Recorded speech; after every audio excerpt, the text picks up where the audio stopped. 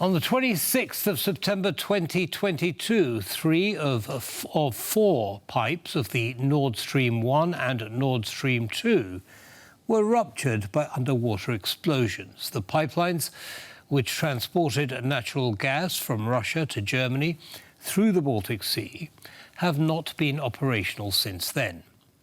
Those responsible for the explosions have not been identified, despite various theories being put forward. Recently, the subject has again been causing controversy. To discuss this, I'm joined by Wojciech Przybylski, Editor-in-Chief of Visegrad Insight. Welcome, sir, to TVP World, and thank you for taking the time. Thank you for having me. It's a pleasure, as always. So before we actually kick off the conversation, I want to share with our audience a tweet. This is what Polish Prime Minister Donald Tusk had to say on X today. To all the initiators and the patrons of Nord Stream 1 and 2, the only thing you should do today about it is apologize and keep quiet. Now, just to bring everyone up to speed, that tweet is the result of German media saying that the Polish authorities allowed one of three people whom they suspect of carrying out the bombing to leave Poland and go back to Ukraine. All three of them are Ukrainian citizens. Now, apparently the reason that he was allowed to leave Poland was that no international arrest warrant had been issued by the German authorities. So that's where we are today. What do you make of this situation, sir? It's definitely a nuanced situation, and I think the warrant has actually been delivered, and the Polish authorities confirmed its delivery. It even sent police to the whereabouts, the potential whereabouts of the person to be detained. However, he was not there. He left the country, as later is assumed, and this is what Polish authorities have declared, because German police did not put the name into the database, which seems like a technical thing, but in fact it is the important element in conducting an effective operation. The second layer of that is not really news reporting, because journalists aren't here to blame for finding out the facts about the pieces of the story about the investigation, ongoing investigation that has its own track in Germany. But the former intelligence agency in Germany, the former boss of that agency, Mr. Henning, has been stipulating, already accusing Polish authorities of conspiracy with Ukraine to blow up the pipe, which actually is part of the narrative we hear from Moscow. And we hear also from the pro-Moscow Prime Minister of Hungary, Mr. Viktor Orban, who says exactly the same. And as usually in those matters, he echoes or amplifies the theories spread by Moscow. Right. So, I mean, what I'm having a hard time getting my head around here is what's underneath this. I mean, this is not the first investigation to have been carried out. And yet, all of a sudden, the German authorities have succeeded where the previous ones have not. How has that happened? German authorities have concluded an investigation that has been dropped before by, for instance, Sweden, and I believe it was Denmark as well, who decided not to follow with the investigation for reasons that I do not know, but I can assume that simply the gathering of the intelligence and the evidence was not really possible. Now, German police acting on its own. It was not also following any apparently political demand. It was not politically controlled. It has had its own investigation and followed the evidence they managed to gather. It is being still under question whether the evidence that they managed to gather has been done with state of the art. If they were not able to issue the orders and put them into the database accordingly, they were failing on that account.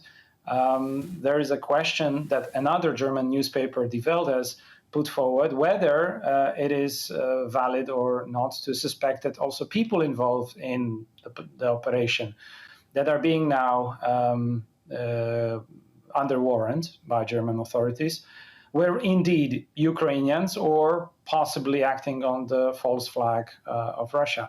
So that becomes both. On one side, it's not just a simple criminal case of a domestic issue, but it's also a case that involves military intelligence in the times of war, in European war, and that puts everybody on edge.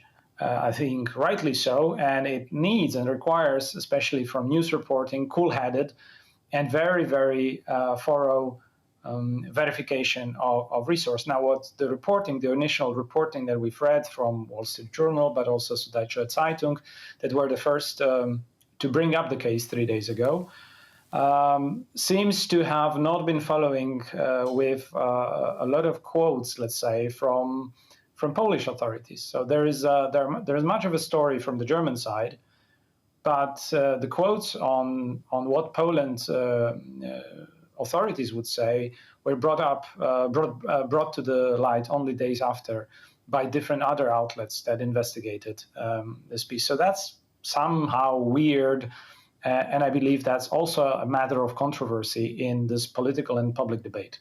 Indeed, many controversies and also many questions still remain unanswered. Now, it's quite a firm response, is it not, by Prime Minister Tusk?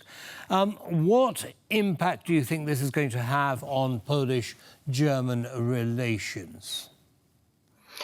Well, the Polish-German relations are going to be repaired one way or another. The current German government is going down. By the end of next year, we will see definitely a different German government with a different coalition, with a high possibility this will be Christian Democrats taking over from the Social Democrats. This is important because in the context of the energy pipelines, projects, and connections with the high levels of political and intelligence network, German investigative journalist Reinhard Bingener and Markus Werner already brought to the light last year a book, the Moscow Connection, the Schroeder Network and Germany's Path to Dependency. It's essentially like a phone book of the connections that unfortunately compromise on the issue of Nord Stream in terms of strategic decisions. Much part of the German establishment, the current establishment, the past establishment of party that controls the federal government's action. And it actually calls for, certain investigation of its own as well, which unfortunately doesn't seem to be ongoing. And in that context, there is a Polish fury, in fact, and many allies' fury at Germany that for years have ignored the security dimension of the project they have been deliberately calling solely commercial, solely economical project, the pipeline, despite evidence that it was an energy security project conducted by Russia in order to, on one hand, utilize the corruption network they have been building up in Germany, and at the same time to undermine Eastern Europe's security, which was flagged during several NATO meetings, including the summits, from Mr. Obama to participating and speaking on that matter through Mr. Trump, and recently with the Democratic House again, clearly indicating that the decisions Germany has been taking in that matter have been fundamentally wrong. This is what the political fury in Poland is about. Yes, understandably, I would suggest, simply because the pipelines would be cutting out access to Russian gas for Poland and the Baltics, thereby allowing the Russians to militarize the use of energy in Europe. I think I have to add here a much more important thing. This is, of course, smaller countries' problems. But the main factor was that Germany has increased its dependency on our strategic rival and today even strategic enemy of the European project, of the European Union, to which statement Germany, as the key pillar of transatlantic alliance, NATO, has signed off on these statements, and yet pursued a path of increasing dependency on resource from exactly that source, while they didn't have to. They could have, and quite that would be prudent, diversify, just as Poland did. And Poland has been extending helping hand when Germany was eventually cut off from the resource flowing from Germany. So this is the source of controversy and the problem, that Germany has been cutting the branch on which there's been sitting in terms of security, energy, and partnership within Europe. Indeed, and I mean, this has been going on almost since the beginning of the construction of the pipelines, isn't it? Gerhard Schröder was the one that signed the deal, and he then became chairman of one of the Gazprom subsidiaries that was managing the project. So, I mean, is his role, influential even today, do you think? Yes, according to the book that I quoted, it's he's having cordial and close relations with the establishment of other SPD politicians, the Social Democratic Party of Germany, and the number of those politicians in the federal system has seen just enough of, let's say, not direct corruption, but also the compromising decisions, or looking the other way when Germany and Europe's, not to mention NATO's strategic interests were in jeopardy by the very actions that have been pursued by the government, steered by those politicians. So in many ways, yes, it is something that Germany will need and still may have time to do something about it.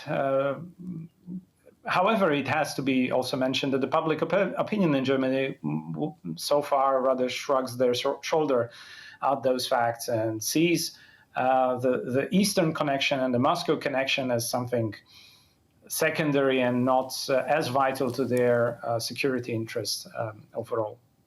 Well, how concerning is that? I mean, is there a risk now that they're almost aligning in this particular area with Hungary and Slovakia?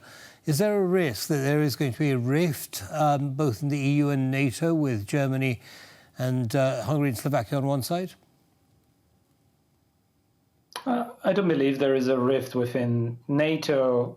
There is a diversifying strategy of those countries vis-a-vis Ukraine and vis-a-vis the Europe's approach and stance on Ukraine. Specifically, we have been seeing recent decisions that have been leaked by the press. I don't believe they are still official, and I hope they will not be confirmed, that German government is considering canceling supplies of weapons to Ukraine because of their financial trouble, the public finances deficits that all of a sudden kicked in after the post-pandemic funds have been denied to the federal government, and the government had to seek emergency plans. We now see sort of a political panic driving Berlin in terms of what to do and how to act in Ukraine. None of these situations help, but NATO overall, with its commitments, plans, and actions, stays firm behind Ukraine. And I think that the statements also on Ukraine from the German government are so far reassuring. Right. Okay, well, thank you very much for your insights, Mr. Przybylski, excuse me. Yes, your very detailed analysis. Do come and see us again soon. Thank you for having me. Thank you.